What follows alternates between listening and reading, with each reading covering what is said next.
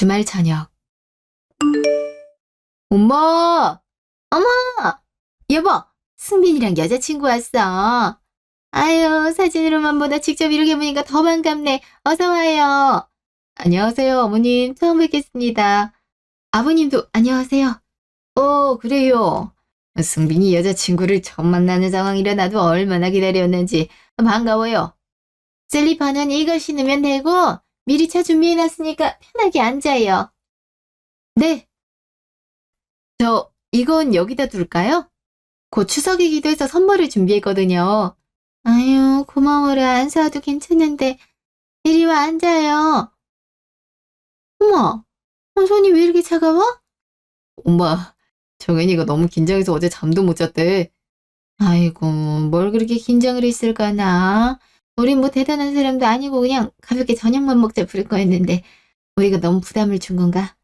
아니요. 이런 자리에 가보는 게 처음이기도 하고 조심스러워서 생각이 많아지더라고요. 그래도 이렇게 반겨주셔서 조금은 긴장이 풀리는 것 같습니다. 그래요. 편하게 생각해요. 차 좀 들고. 네. 그리고 두 분 말 편하게 하세요. 안 그래도 그 얘기 할까 했는데 우리 승빈이보다 2살 어리다고 하니 그렇게 할게. 네. 승빈이한테 들었는데 정연이 사업한다면서 어떤 회사래? 나 승빈이한테 들어도 잘 모르겠더라고. 아, 네. 음, 쉽게 말하면 비즈니스 통번역 회사 같은 거예요. 주로 기업 임직원들 대상으로 비즈니스 영어 코칭을 해드리고 있고요. 사실 승빈 오빠도 강의하면서 만난 거예요. 맞아. 그땐 잘 안 웃고 영어로만 주로 대화를 해가지고 이렇게 개인적으로 만나게 될 줄은 몰랐지. 정인이 첫인상 엄청 무서웠는데. 내가?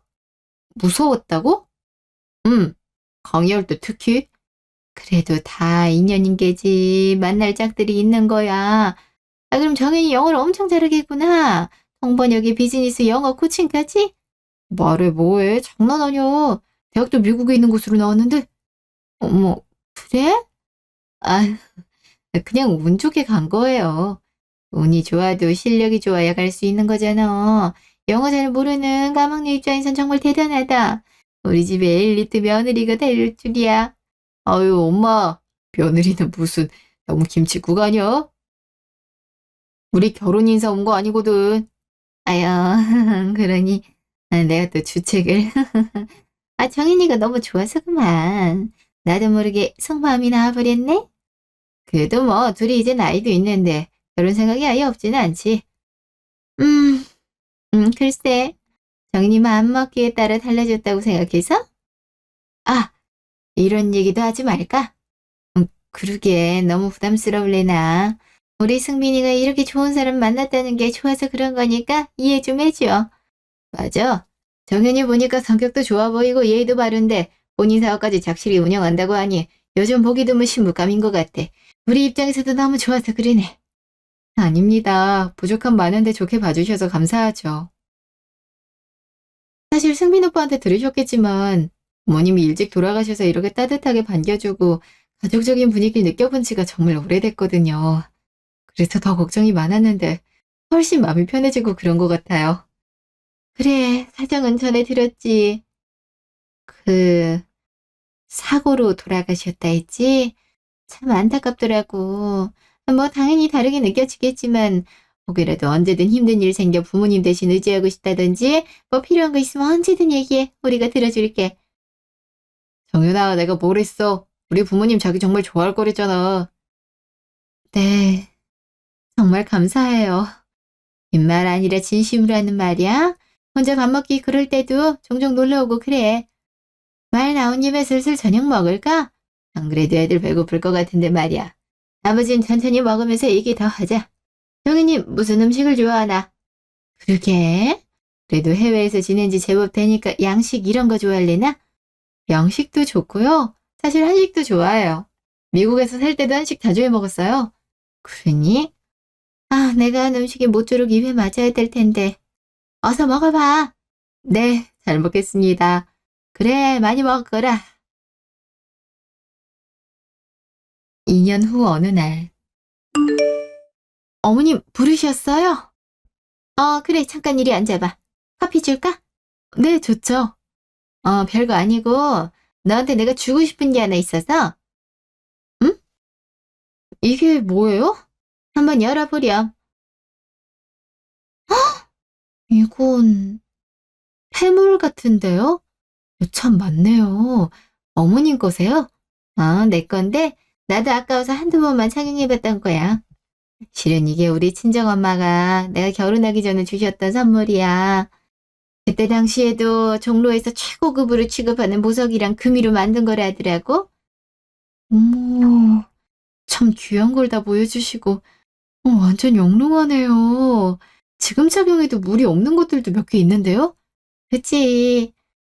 승민 아빠랑 결혼한다고 시댁에서 서울에서 나름 비싼 집 해왔다고 며느리 무시하지 말란 뜻으로 우리 엄마가 시어머니한테 혼수랑 같이 보냈었지. 근데 나한테도 같은 걸 선물한 거지. 이걸 왜 나한테 주냐고 물었는데 그때 우리 엄마가 말씀하시기를 너도 내 딸이니 이거 받을 자격 충분하다고. 나중에 네 딸 낳아서 걔가 결혼하면 비슷한 의미로 그때도 이 폐물을 줬으면 좋겠다고 하는 거야. 그리고 그 딸의 딸이 결혼하거든 전달하고. 마치 가부처럼 말이지. 아, 다 생각이 있으셨네요. 하지만 너도 알다시피 내가 딸이 없고 아들만 내리 둘을 낳았잖아. 처음엔 이 폐물을 어째야 되나 고민이 깊었는데 자기니 너한테 이 폐물을 주고 싶어? 네? 하지만 이미 혼수고 예단이고 다 받았는데 그것과는 별개로 받아줬음에 너네 며느리고 피 한 방울 섞이지 않은 남이지만 난 너 내 딸이나 다름없이 생각한다. 응이나 분명 우리 친정엄마도 살아계셔서 너한테 준다고 하면 당연히 그렇게 하라면 좋아하셨을 거야? 이런 귀한 걸 제가 받아도 될까요? 물론이지.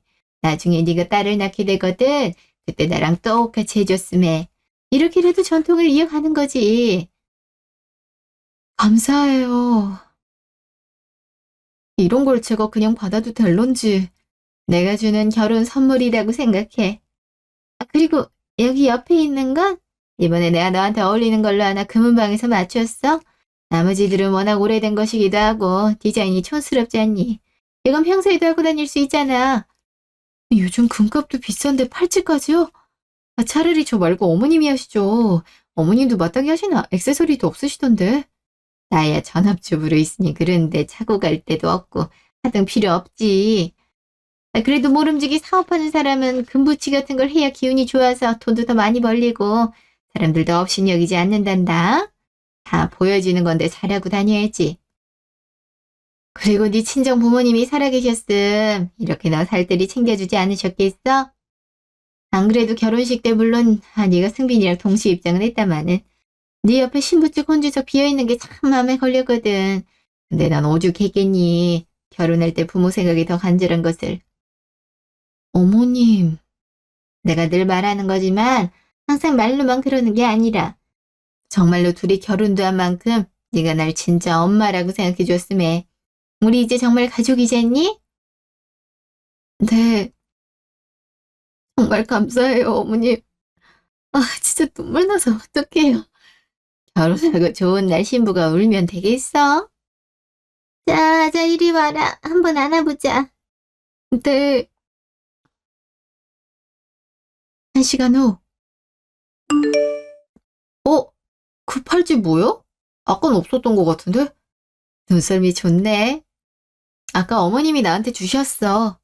응? 엄마가? 어. 당신도 혹시 들은 적 있어? 당신 외할머님이 어머님 결혼하실 때 회물을 선물로 주셨다던데 그걸 여태 간직하고 계셔서 나한테 물려주신대. 그래? 난 처음 듣는 얘긴데? 뭐야? 엄마는 왜 아들인 나한테 그걸 안 알려주고 너한테만 알려준 거래? 그래? 진짜 몰랐어? 그렇대도?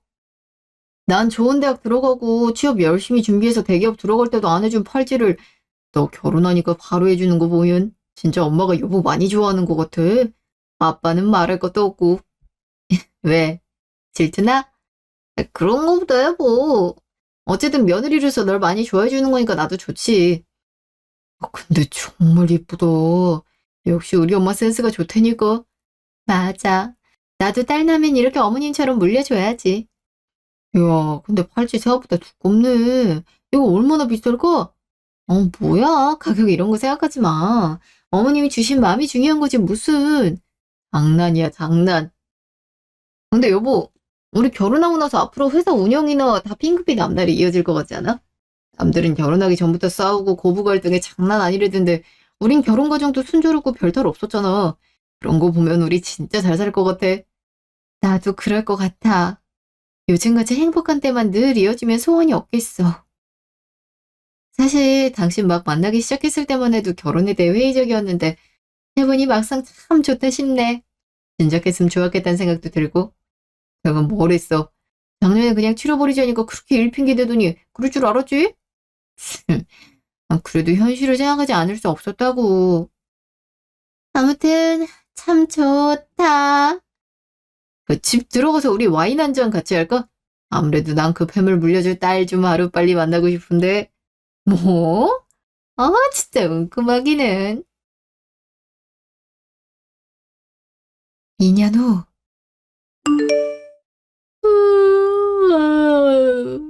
몇 시야? 응. 이거 즐거운 거 아니에요. 정말 제 잘못 아니라니까요. 제발요. 한 번만 용서해 주세요. 응? 뭐 잠꼬대를 이렇게. 여보, 여보? 어, 어, 왜? 잠꼬대를 너무 심하게 하길래 일부러 깨웠어. 왜 그래? 무슨 안 좋은 꿈 꿨어? 그런 건 아닌데, 별거 아니야. 당신 나 때문에 깬 거야? 미안, 얼른 자. 괜찮은 거야? 그럼 당연하지. 나 물 좀 마시고 잘 테니까 당신 누워. 알았어. 음, 요즘 들어 저 사람 살도 많이 빠졌고 뭔가 스트레스가 많은가? 안 하던 장구들 요 며칠 계속하네. 다음날. 자, 오토파지 주스. 땡큐. 당신 오늘은 일찍 출근 안 해? 오후에 미팅 있어. 그때부터 출근. 근데 말이야, 당신 요즘 회사에 무슨 문제 있는 거야? 아무리 생각해도 계속 당신 얼굴도 좋지 않은 게 신경 쓰인단 말이지. 아, 당신도 느끼고 있었어? 솔직히 말하면 쉽지 않아. 얼마 전에 기존에 나랑 오래 일하던 회계팀장이 퇴사하시고 후임으로 새로 온 사람이 있는데 이 사람이 진짜 또라이거든?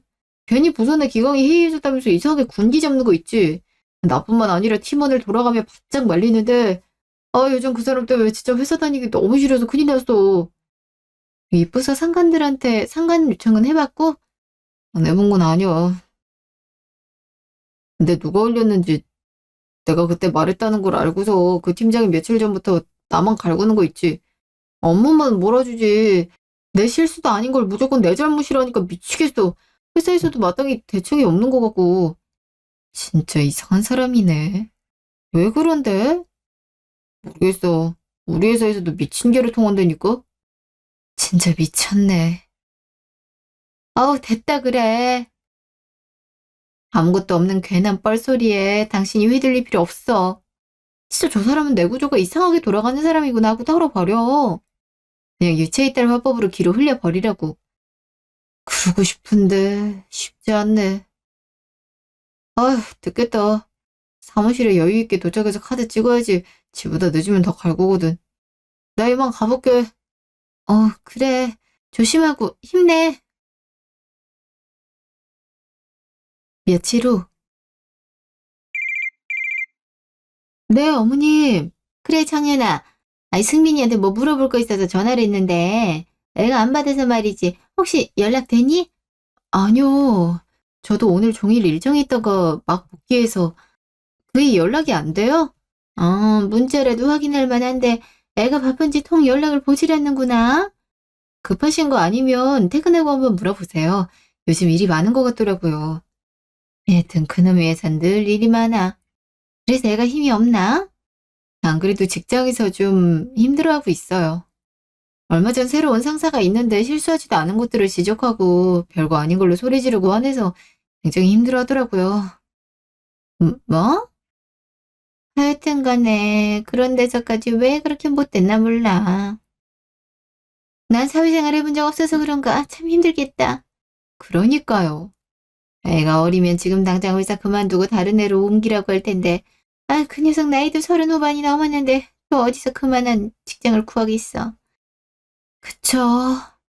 이럴 땐 내가 경제적 여건이 부족해서 다 지원해주고 싶은데, 아무튼 너도 일이 많아 힘들겠지만 승빈이 잘 다독여줘. 나만 믿는다. 네, 어머님, 그럴게요. 그래, 그럼 너도 일 잘 보고 다음에 또 연락하자. 네. 난 그래도 우리 회사에도 곧 출산으로 회계팀 인원 하나 비게 되는데 그 자리에 승빈 씨를 넣어볼까? 어차피 관련 직종에다 대기업 출신이니까 지금 다니는 직원들보다 스펙도 좋고 해서 나쁘진 않을 텐데. 그치만 남편이랑 같은 회사에서 일하면 좋을까? 계속 회사에서도 보고 집에서도 보게 되는 건데. 일주일 후. 여보! 왜? 아, 세탁하려고 그랬구나. 내가 또 주머니에 뭐 넣고 있어서? 아니, 그걸 말하고 싶은 게 아니라 이 신경정신과 약 당신 거야? 그게 어 사실 맞아. 요즘 회사 때문에 너무 힘들고 나쁜 생각이 들어서 나도 살고 싶은 마음에 신경정신과 가게 됐어. 미안해 여보. 당신한테 미리 말 못하고 내 멋대로 나약하게 약 먹은 거. 앞으로 병원도 안 가고 약도 바로 끊을게. 아 뭐야. 뭘 미안해해. 도리어 잘 갔어. 당연히 마음이 아프면 마음을 달래줄 수 있는 약을 먹어야지. 나한테 미안해할 필요 없어. 도움 받을 수 있을 만큼 받아. 요즘 신경정신과 가는 거 흠 아니야. 일반 사람들도 많이 간다더라고. 그렇게 말해줘서 고마워. 노력해볼게. 쉽진 않겠지만. 당신 말이야. 혹시 회사 그만두게 되면 뭐 생각해둔 거 있어? 너? 일단 그 악마로부터 해방되는데 진짜 행복할 것 같은데. 그래도 붙어있는 게 대감집 노예라도 하는 게 낫지. 다른데 애매한 데 들어갔다간 연봉도 제대로 못 받을 것 같고. 그래서 버텨보려는 거지. 사실은 나도 여러 가지 생각을 해봤는데 말이야. 안 그래도 마침 우리 회사에도 재무회계팀 인원 하나 비는데 혹시 당신 와서 일할 생각 있어? 진짜? 그래도 돼? 정말? 응. 물론 지금 회사보다 연봉은 더 줄 수 없어도 경력까지 쳐주면 거의 맞춰줄 수 있을 것 같거든. 안 그래도 회사 내부적으로도 사업 확장하게 되면서 회사나 세무 부분의 디테일을 좀 보관할 사람이 필요했거든? 당신 하는 일에 크게 벗어나지 않을 것 같아서 말이야. 물론 늘 하던 일이지. 대신 우리가 부부 사이인 걸 모르는 직원들도 많으니까 너무 티나지 않게 행동하고 공과사는 잘 구분하자. 나 이럴 땐 가족이고 이런 거 없이 하거든? 당연하지. 회사에선 당신 대표님으로 잘 모실게. 뭐 그렇다고 너무 티나게 그러진 말고. 정말 고마워, 정윤아. 당신이 그 말해주니까 이제 좀 살 것 같아. 나 그럼 당신 믿고 회사에 사직서 제출할게. 정말 고마워. 나 당신 회사에서 새롭게 출발할게. 3년 후. 대표님, 이번 분기 실적 자료 정리했는데요. 확실히 예전만 못합니다. 특히 통번역 의뢰 건수가 전년 대비 60% 가까이 줄었어요. 예측은 했지만 수치로 보니까 더 실감나네요. AI 번역 툴이 워낙 고도화되다 보니 특히 기본 문서 번역 시장은 거의 사라져버린 것 같아요. 맞습니다. 예전엔 계약서, 매뉴얼, 홍보자료 번역이 주력이었는데 요즘은 클라이언트들이 좋아하는 AI로 돌리고 마지막 검수만 의뢰하는 시기라 단가 자체가 확 줄었죠. 대기업 쪽에서도 비용 절감 목적으로 사내 자체 AI 튜터 도입도 늘리고 있더라고요. 음, 결국 우리 회사의 차별화 포인트가 문제겠군요. 단순히 영어를 잘 가르치는 걸로는 경쟁력이 안 되는 시대가 돼버렸으니까요. 맞아요. 요즘은 단순히 언어 교육보다는 커뮤니케이션 컨설팅 쪽으로 수요가 이동하는 것 같습니다. 예를 들어 글로벌 협상 전략, 문화적 차이를 반영한 프레젠테이션 고창 같은 그런 고부가가치 서비스요. 결국 우리가 전문성을 더 세분화해서 AI가 대체할 수 없는 영역을 찾아야겠네요. 단순히 언어를 이해하는 걸 넘어서 맥락과 감성을 읽는 힘 같은 걸로요. 일단 다음 회의에서 여러 방향성에 대해 논의해보죠. 대표님, 안녕하십니까? 김 팀장.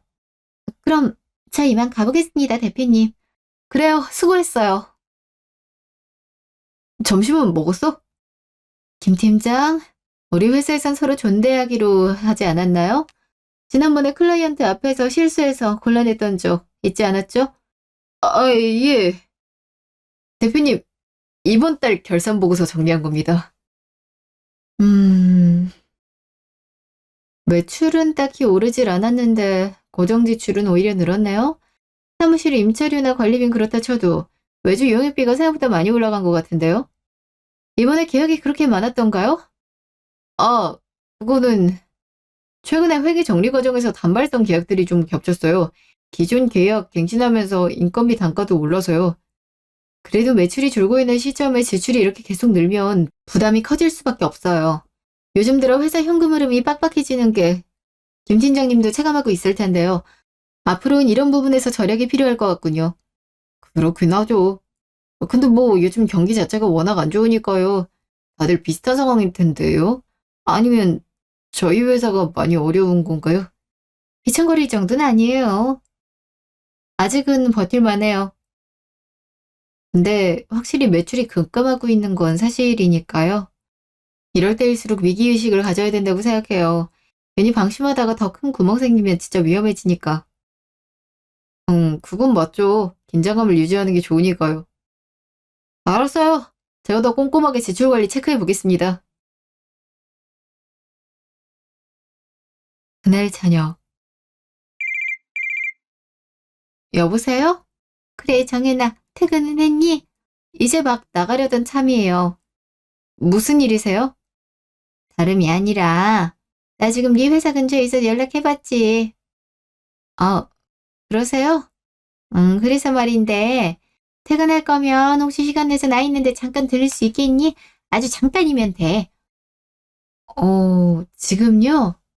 그냥 얼굴도 볼 겸 근처까지 왔는데 안 보고 가기는 또 아쉬워서 말이지. 지금 네 사무실이랑 자리 멀지 않은 데 있으니까 잠깐 와라. 잠시 후.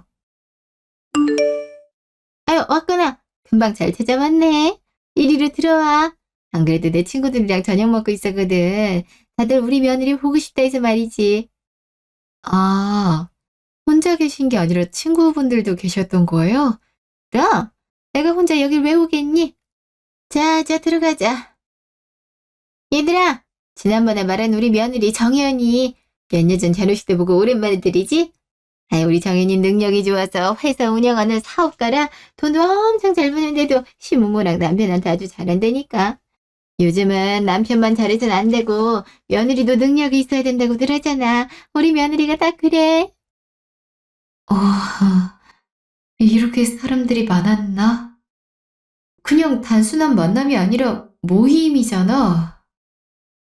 어머님, 아시는 분들이신가 봐요. 안녕하세요. 어때? 이쁘지? 우리 아들뿐 아니라 며느리가 밖에서 능력 있게 돈 벌어오고 얼마나 보기 좋아. 요즘 세상에 이게 진짜 며느리 모범이지. 뭐 아주 좋겠다고. 안 그지? 우리 며느리 아니었으면 내가 이렇게 어깨 쭉 펴고 다니지도 못했을 거야. 오늘도 글쎄 우리 며느리가 식사 쏘고 싶다 해서 내가 다들 모신 거라니까? 어? 갑자기? 어머님! 정인아, 나 좀 미안하게 됐는데 내 체면 좀 세워주라. 나중에 오늘 돈 내가 따로 붙여줄 테니까 네가 일단은 결제해. 오늘은 엄마 좀 살려줘.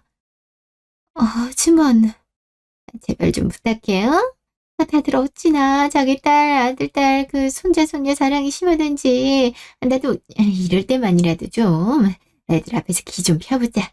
내가 돈 보내준대도. 일단은 여기 계산 부탁드려요. 아유, 정말 고맙다. 우리 며느리 덕분에 내가 체면이 산다. 이렇게 든든한 며느리가 있으니 내가 뭐가 부럽겠어? 나 하나도 부럽지가 않아. 저기, 나 우리 며느리 택시 좀 잡아주고 올 테니까 다들 잘 먹고 있으라고? 어머님, 어떻게 된 거예요? 저 어머님 혼자 계신 줄 알고 왔는데 이런 자리였으면 솔직히 오지 않았을 겁니다. 아무리 아들 며느리 자랑하고 싶으셔도 이렇게 일방적으로 불러내서 계산까지 맡기시는 건 좀 저를 이용하시는 것처럼 느껴져요. 앞으로는 그러지 않으셨으면 해요. 알겠다, 알겠어. 기분 나빴으면 미안하다. 다음부턴 안 부를게.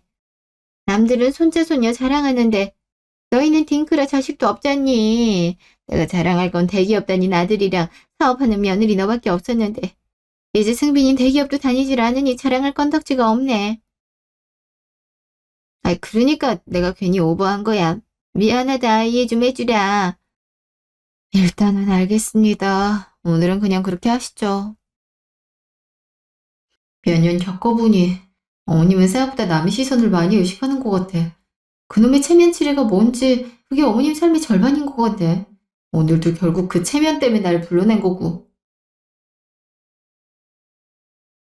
잠시 후.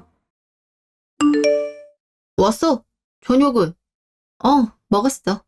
그래, 얼른 쉬고 와. 있지. 나 오늘 좀 황당한 일이 있었어. 뭔데? 퇴근하려는데 어머님한테 전화가 온 거야.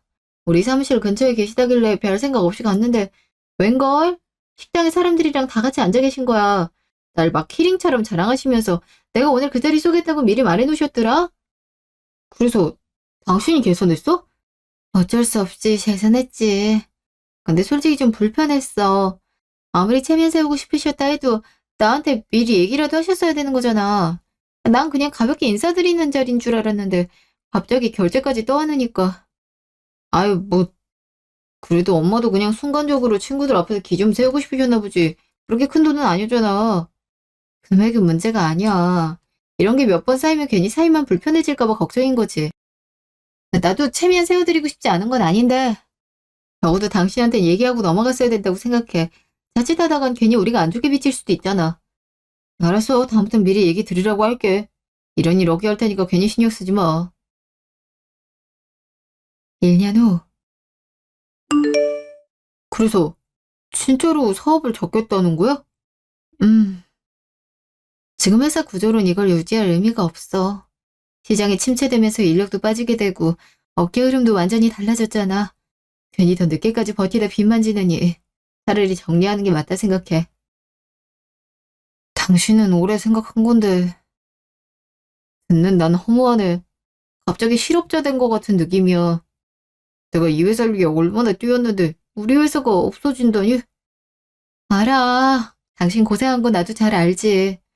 근데 지금은 매출이 급감하다 못해 완전 위기 상황이야. 이럴 땐 괜히 욕심 부리는 거보다 멈출 줄 아는 게 현명한 거지. 그래도 이렇게 갑자기라니. 앞으로 우린 뭐 먹고 살아? 당신은 괜찮아? 나야 괜찮지. 아직 유예 기간은 있어. 완전히 문 닫는 건 아니니까. 그리고 원하면 내가 추천서도 써줄게. 다른 회사에서 갈 수 있도록 도와줄 거야. 그래? 괜히 걱정하지 마. 우리 다시 예전처럼 으쌰으쌰 하면 돼. 지금은 잠깐 조정기일 뿐이야. 일단은 남편에 대한 익명의 제보가 들어왔는데 정말 사실일까? 설마. 그래도 내 남편인데 그럴 리가 없잖아. 내 남편이 뭐가 아쉽다고 회사 돈을 횡령해. 그런데도 계속 비슷한 제보가 이어지는 거면 그냥 우연일까? 아님 진짜일까? 내가 직접 확인하기 전까진 일단 믿지 않는 게 맞겠지. 며칠 후. 대표님, 무슨 일이에요? 드디어 증거를 찾았습니다. 숨겨진 폴더에서 그동안 보고되지 않았던 회계장부가 발견됐는데 이것 좀 보시죠. 이게 뭔가요? 장부에서 확실히 이상한 자금 흐름을 확인했습니다. 회사 공금 약 2억 원이 외부 용역비나 자문비 명목으로 빠져나갔는데 확인해보니 모두 대표님 가족분들 직계명의 계좌로 들어갔습니다. 김 팀장의 직계 가족? 네. 김 팀장님의 부모님 그리고 남동생 명의 계좌였습니다. 단순하게 모르고 명의를 제공한 건지 아니면 자금 흐름을 미리 알고서 모두 다 공범이라는 건 확인이 필요합니다만 일단 김 팀장님이 회사 돈을 횡령했다는 정황은 매우 뚜렷합니다. 익명의 제보건이 사실이었던 거죠. 기가 막혀. 믿었던 사람한테 이렇게까지 뒤통수를 맞을 줄은 몰랐네. 회사 돈을 횡령한 게 알고 보니 내 남편이었다니 뭐 이런. 대표님, 앞으로 어떻게 하시겠어요? 일단은 그거 증거로 확보하고 만환으로 대비해 더 자세히 조사해보죠. 그날 저녁. 응? 어머님 아니세요?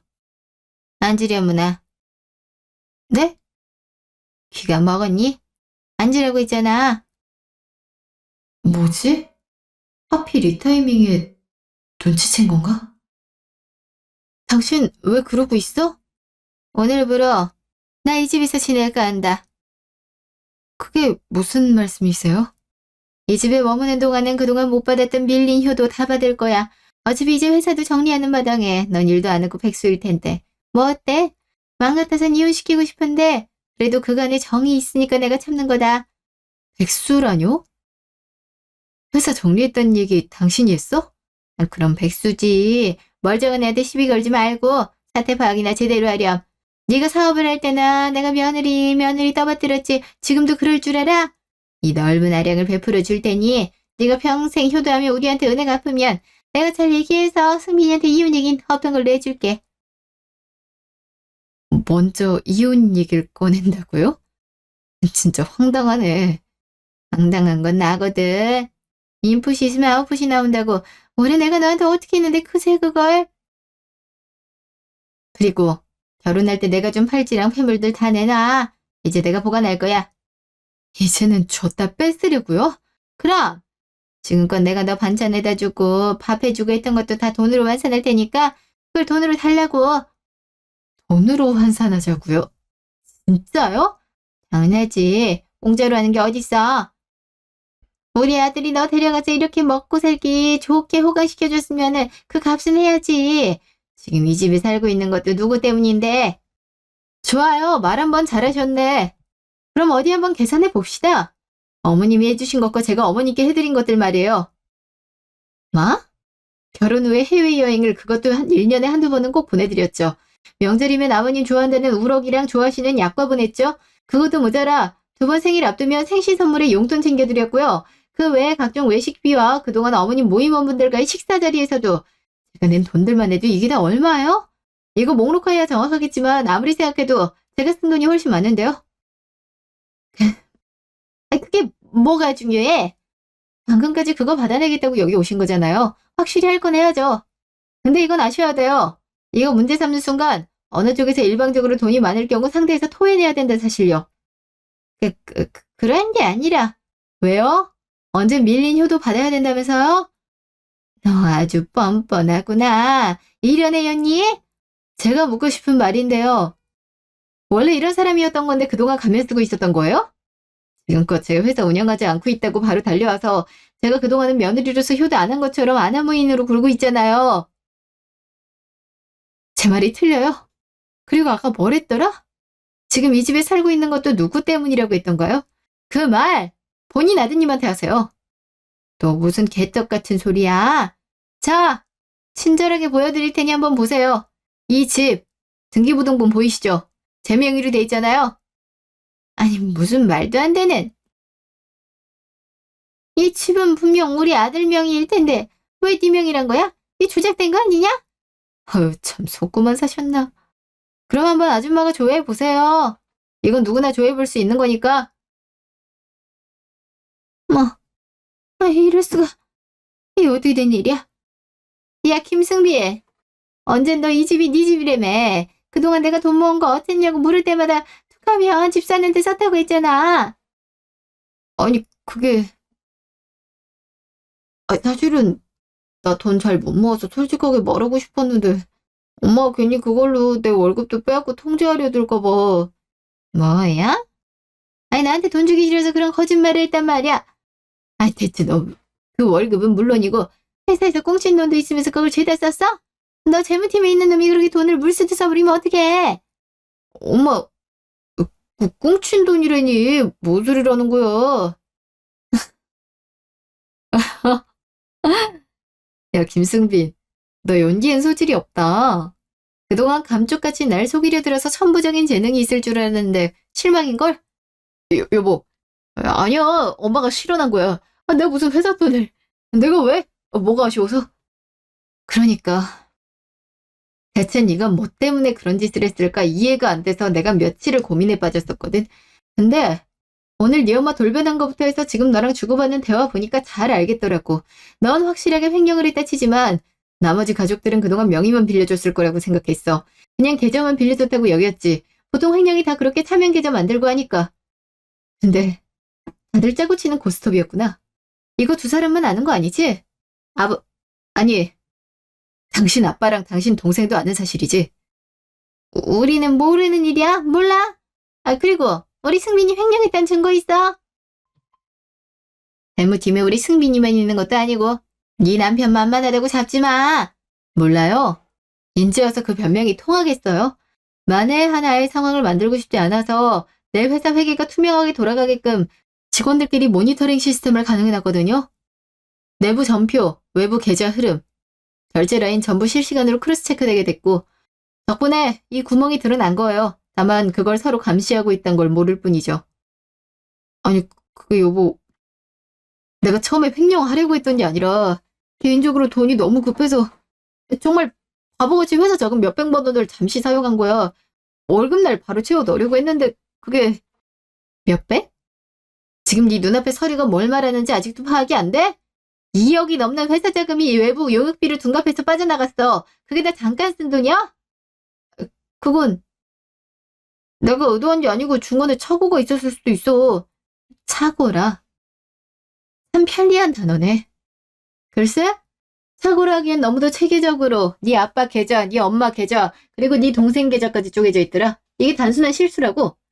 우리가 잠시 명의만 빌려준 거야. 우리도 자세한 건 몰라. 좋아요. 그럼 자료는 이미 남겨져 있고 법원이 판단할 노릇이죠. 그때 각자 소명하자고요. 법원? 그럼 이 사건을 그냥 넘어갈 거라 생각했어요? 2억이나 가져갔으면서? 저기 나 제발 이건 아니잖아. 돈 때문에 네 남편을 고소하겠다는 거야? 돈 때문에 아내 회사 돈을 훔쳐간 놈도 있는데 고소도 못할까? 지금 단계에서 내가 할 일은 딱 세 가지야. 첫째, 회사 내부 감사보고서를 작성해서 전 직원에게 공유할 거야. 둘째, 해당 계좌 전부를 즉시 동결하고 은행 회선을 통해 자금 추적 요청할 거고, 셋째, 형사 고소 및 민사 손해배상 청구 진행할 거야. 아줌마는 아까부터 단순히 명의만 빌려줬다 이렇게 얘기하는데 그건 수사기관에서 판단할 문제고요. 제가 할 건 회사 대표로서 회사 재산을 지키는 겁니다. 정황이 명백하면 형사처벌 가능성은 매우 높아지겠죠. 여보, 제발 일 심각하게 만들지 말자. 돈은 모두 돌려놓을게. 돈 돌려놓겠다는 말이 동전 몇 번 갈아 끼우듯 끝날 줄 알아? 나 지금 바로 법률 대리인과 회계감사인 통해서 내 증빙 확보할 거고 그 결과를 토대로 수사기관에 고소할 거야. 횡령, 배임 혐의로 형사고소 들어가면 단순 변제만으로는 끝나지 않을 수도 있어. 승빈아, 지금 모르는 거니? 지금 뭔 말인지 하나도 모르겠다. 그냥 우리 망했다는 얘기야. 야, 난 진짜 몰랐어. 몰랐다고. 여기서 이런다고 달라질 거 없다니까요.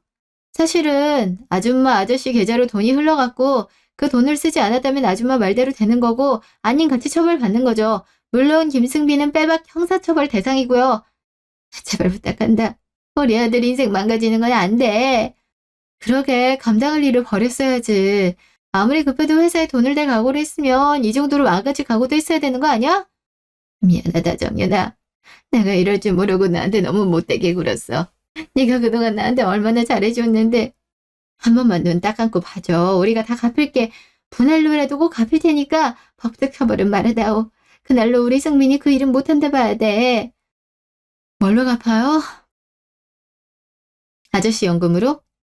아줌마는 현재 수입도 없으시잖아요. 아, 그래서 저한테 평생 효도하면서 갚으라고 하신 거구나? 그게 아니야. 내가 잘못 생각했어. 정말 미안해. 아가 그 회물 말했죠? 자요. 하나도 아쉽지 않으니 가져가세요. 이것도 팔아서 변제하시든지. 장윤아, 제발. 아줌마, 저도 처음엔 정말 아줌마를 제 친엄마처럼 여겼어요. 부모님 없는 제게 가족이 생긴 것 같아서 얼마나 기뻤는지 몰라요. 요 몇 개월을 제외하면 말이죠. 근데 결국은 돈이었네요. 처음부터 끝까지 다 돈 때문이었어? 제가 사업한단 말에 눈빛이 달라지던 그때부터 이미 이 파국은 예감된 거였는데. 아니야. 내가 점점 욕심을 내서 그렇지. 나도 처음엔 그렇지 않았어. 믿어줘. 그만하세요. 이제 그 어떠한 말도 듣고 싶지 않아요. 내일 아침에 변호사 만나 이혼과 횡령권 진행할 겁니다. 여보, 이혼이라니. 그럼 회사 돈 횡령할 생각까지 한 놈이 들키면 이혼당할 거란 생각도 못했어? 아줌마, 아들 데리고 이만 가보세요. 자꾸 이렇게 버티면 바로 경찰 부르겠어요. 어머, 아침에 상황이 어떻게 이렇게 됐지? 아니, 어떻게. 그 이후에 어떻게 됐냐고요? 당연히 전 남편은 법적 처벌을 받았습니다. 금액도 축소해서 처음엔 몇백만 원을 잠깐 썼다고 잡았대더니 수사가 진행되자 계좌에서 나온 건 2억이 전부가 아니었죠. 추가로 더 큰 금액이 횡령된 사실까지 드러났습니다. 시댁 쪽은 처음부터 다 알고 있던 게 밝혀졌어요. 겉으론 쉬쉬하면서도 뒤론 다들 손을 맞잡고 있었던 거죠. 단순히 명의만 빌려준 게 아니라 자금 흐름을 충분히 인지하고 있던 공범이었습니다. 덕분에 우린 몰랐단 말은 법정에서 단 한 줄의 설득력도 가지지 못했죠. 결국 남편은 실형을 선고받았고 시댁 식구들도 각자 관여한 정황만큼 법적 책임을 피할 수 없었습니다. 저는 이 모든 소송 과정에서 지쳐 결국 회사를 정리하고 잠시 쉬어야 됐어요. 그간의 배신감과 법정 다툼으로 몸과 마음이 무너졌으니까요. 아무래도 한때는 정말 사랑했던 가족이었으니까요. 하지만 인생은 그대로 멈추란 법이 없더라고요. 오랜 시간 준비하며 전 최근 친구와 함께 다시 새로운 회사를 찾았습니다. 이번에 유학 컨설팅 회사예요. 예전처럼 외주 번역이나 단기 통역에 매달리는 게 아니라 세계적으로 학생과 학부모들을 돕는 방식으로 새롭게 출발했죠. 다시 시작하기까지 쉽지 않았지만 이젠 이렇게 사연을 보낼 수 있을 정도로 괜찮아졌답니다. 잘 들어주셨을까요? 재밌게 들어주셨길 바라며 전 이만 사연을 마치겠습니다. 감사합니다.